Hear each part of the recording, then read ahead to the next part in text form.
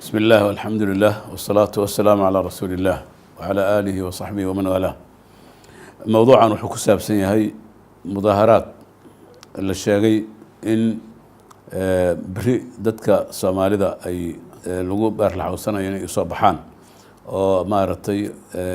aan ahayn mudaaharaad fasax rasmi la siiyay dawladuna ay maartay raali ka tahay dalkuna oo dan ugu jirto ayaan rabaa diin ahaan wax culimadu ka tiri inaan sheego walaalayaal in dawlad sharci ah oo dalka si nidaam ku maamusha in lagu soo baxo oo laga hor yimaado oo la muujiyo shicaaraad ama muuqaalo diidma ah dawladdaas laga hor imaanayo iyo in dad siyaasiyiina oo dawladdaas mucaaradaya ay ka dhigtaan shacabka ay gabaad uga dhigtaan dana ay leeyihiin ee siyaasadeed ma banaano diin ahaan culimada islaamkuna aad bay uga hadashay waxaan soo qaadanaynaa sheekh al-Albani sheekh ibn Uthaymin sheekh maartay ibn Baz culimadii waaweyneed majaamicda fiqiga waxa ay ku xireen shuruud asaasi ah mudaaharaadka asalkiisa haddii mudaaharaad silmi ay yahay oo nabad ku dhacaya shuruud ayaa lagu xiray lix ah oo culimada islaamka ay ku xireen طبعا mudaaharaadka bari la raba in la damacsan mid kama waafaqsan shuruudaas diinta culimada islaamka ay ku xireen marka ugu horeysa waxa shardi ah in fasax looga qaato dawladda sharciga markaas jirta oo iyadu ay ogashahay oo iyadu ay fasaxdo mudaaharaadka in la soo baxo shardigaas waa shardi asaasi laba waxa shardi asagana in socodka iyo wadooyinka maritaankooda uusan carqalad ku noqon oo goob loogu talagalo gaar kaliya oo ka dhaco oo mucayan dawladdu xadidan laakiin haddii wadooyinka oo carqaladeynayo oo socodkii iyo dadkii iyo u dhibaato gelinayo waxa weeye fasaad uu noqonaya mana banaano saddex waxa ah in uusan xambaarsanayn shicaaraad ama muuqaalo ama halku dhigyo liddi ku ah dawladda ama lagu cambaareynayo ama lagu xumaynayo wajigeeda taasoo iyaduna arrin xun ah oo nabigu sallallahu alayhi wasallam oo aad nooga digay laanahu xukaamta si sharciya dalku maamulaysa in laga hor yimaado oo la caayo oo la cambaareeyo oo shacabka laga hor keeno waa xaraan diin ahaan ma banaano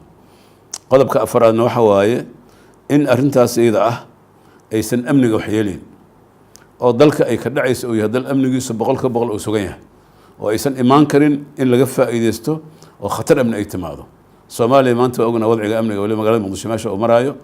dawladda ayaa juhdi badan ku bixinaysa si amniga loo ilaalin lahaa maanta dana ugu dambeysay wada ogeedeen baawur ayaa lagu xiray qaraxyo saa umada dhibaato lagu gaarsiinayay waxa lagu guuleystay bariyahan in baawurtii mutafajiraad ka buuxay oo dadka lagu halakeenay la hor istaago iyadoo ciidanka booliisku juhdi badan ay bixiyeen oo wadooyinkii cadawga laga carqaladeeyay inay soo maraan marka arrintaas iyada marka xaalad noocaas iyadoo lagu jiro amni ah oo ka hortag lagu jiro khataraha bulshada ku dhacaya in mudaaharaad la abaabulo oo waliba maartay xambaarsan waxyaaba dawladdii dadka maartay looga horkeenayo waa xaraan arrintaas u banaana marka shardigaasna waa shardiga afraad shardiga sanaadna waxa waaye oo lagu xiro oo shardi ah in dalka mudaaharaadka laga sameynayo uusan ogolayn iyo nidaamkii siyaasiga qaab wax lagu cabiri karo oo qofka ra'yi uu ku dhiibi karo inuusan ogolayn markaas hadduu saas yahay waxa waaye waxaa laga yaabaa in la cabiro ra'yi dadku soo baxaan waxa weeye dhibaato ma lahaateen laakiin dawladda maanta noo dhisan oo madaxweyne maxamed farmaajo oo madaxweynaha ka yahay wasaare xasan cali khayr oo wasaaraha ka yahay waxaan ognahay dastuurka ay ku dhisan tahay kuwii ka horeeyana xataa ay ku dhisnaayeen waxa weeyaan in dadku ay cabiro karaan ra'yigooda idaacadaha iyo TV-yaasha ay si nabada iyagoon carqalado samayn ay tigi karaan qofka cabasho qaba uu si cad u sheegi karo maxaa yeelay xurriyadda qowlka ay aaminsan dawladdu qofka hadli karta ma jirto qof kastoo dhibaato ku dhacday TV-ga ugu dhow inta tago uu sheegi karaa dhib ku dhacay xeer qabanayo oo dhibaato gelinayana ma jiro hadduusan cid kale ku xadgudbin ama amniga uusan khatar gelin marka arrintaas iyada ahna waa arrin يعني xeerka iyo dastuurka oo damaanad qaadayo inuu qofku si nabad wax ku cabir karo marka ma loo baahna marka in mudaaharaad fawda ah la sameeyo oo markaas khatar gali kara qodobka lixaad oo asagana aad u muhiimka waxa weeye in la kala madax baneeyo shacabku waxyaabaha ay gocanayaan oo ay wadooyin soo maraan leeyihiin degmooyinka ay degayiin maamulkooda ay u tagi karaan odayaal dhaqan ay leeyihiin dadku waxay leeyihiin mas'uuliyiin dawladeed oo la degan baarlamentary leeyihiin ay soo doorteen oo baarlamaanka u jooga culimada lafteeda dawladda tasoo soo xiriiri kara madaxweynaha ra'iisul wasaaruhu waa dad u furan shacabka sida ognahay waa shacabkii aad ugu xiran yihiin marka in marka dad siyaasiyiina wasiilada siyaasadda lagu kala wareego dalka Soomaaliya waa caddahay doorashooyina lagu yimid doorashooyinkaas ayaa la rabaa oo hadda processkooda waliba bilaabanayo labada sano soo socota gudaheeda ku dhacayo in si nidaama loo aado oo qofka xil doonaayo oo waddadii saxeed oo la yaqiino oo dastuurgeeda uu soo maro laakiin macno ay leedahay male iyadoo dalka amnigiisu xaaladihiisu iska adag yihiin in haddana kacdoono shacbi ah iyo dana siyaasadeed inta la isdhex gashado la carqaladeeyo geedi socodka ama nabadda ama istiqraarka dalka ama xataa shacabka noloshiisa iyo noolashadiisa sidaa daraaddeed culimmada islaamka ee aan soo sheegnay iyo culimmada jirta oo dhan oo caalamka islaamka iyo majaamicda fiqiga waxay isku raacsan yihiin haddii mudaaharaadku ay silmi yihiin dowladda sharcigaana ay nidaamayso degmada ay ka dhacaysa iyo maamulka gobolkaas joogana lasoo marsiiyo iyo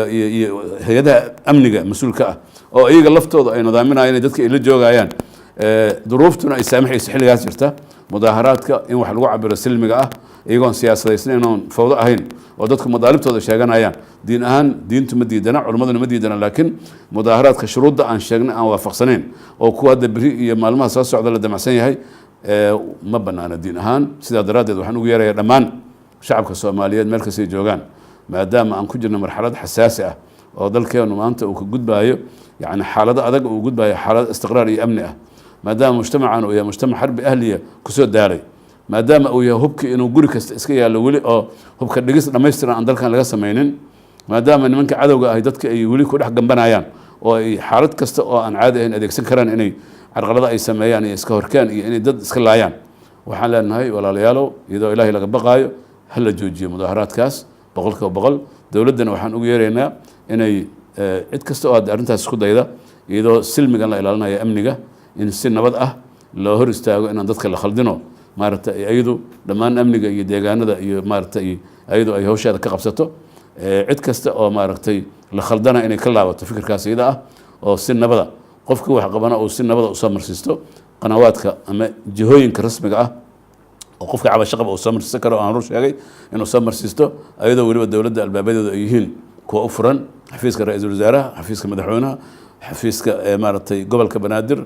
kulligood waa u furan yihiin wax kasta oo qofkii qaba cabasho inuu soo gudbiyo maalin kastana arrimo noocaasa ayaa qofkii qaba laga xaliyaa waxaan shacabka soomaaliyeed u sheegaynaa in mudaaharaadka noocaasa oo aan sheegnay shuruuddii sharciga aheed oo culimmadu sheegtay aan lahayn dadka abaabulaya in aan la dhegaysan lana joog maadaama dad siyaasiyiina oo dana siyaasadeed inay doonayaan inay dhex gashadaan inaan dheg jaraq loo siin oo la iska ilaaliyo oo laga digtoonaado ayaan ugu yeeraynaa inaysan wax dana aysan ku jirin maxaa yeelay suldada sharciga ee dalka maamusha fasax kama haysto mudaaharaadkaasu mana ahan xilligan wax loo baahan yahay si horuu sheegay sidaa daraaddeed ha laga digtoonaado yaan mashruuc siyaasadeed oo dad danley siyaasadeed ay wadato shacabkeen lagu hadlin yaan been laydinkugu sheegin yaana laydinku carqaladaynin yaana noloshiina iyo nolosha dalkiina iyo amnigiina khatar lagu gelin aad mahadsantiin